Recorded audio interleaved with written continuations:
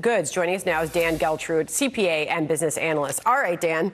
So tell us what we need to know here and what's happening, who's affected, and who is paying for this. Well, let's be very clear about something. A tariff is equivalent to a sales tax. So ultimately, the end user is going to pay that tax.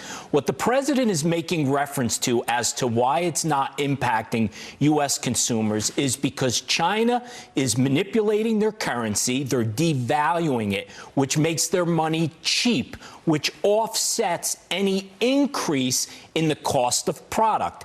That's why he's saying China is paying for it. But it's still getting passed through. It's still being collected like any other tax. Got it. So some of those tariffs that some of the products that are affected by these new tariffs include, as we've heard a lot of times before, footwear, some tools and hardware, apparel, electronics. And, you know, you heard the White House come out with that delay of tariffs that were set for mid-December. They said it was a Christmas present to the nation.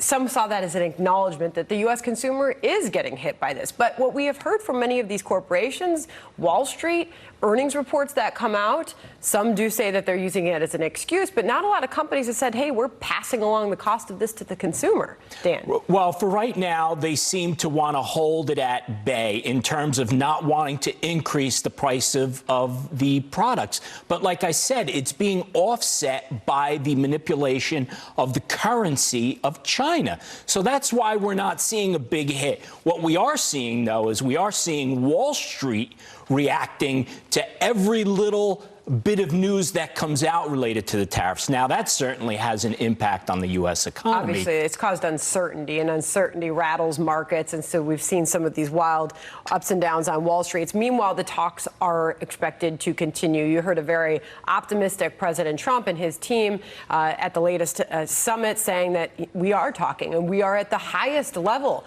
talking with China. What sort of optimism is out there that a deal is and will get done? Well, a deal is going to be difficult to ultimately happen. And the reason for that is basically 2 points.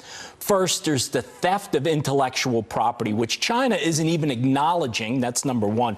And number two, how are they going to put together a mechanism that ultimately ensures compliance? Look, China is known for getting into deals and then they simply don't comply with them.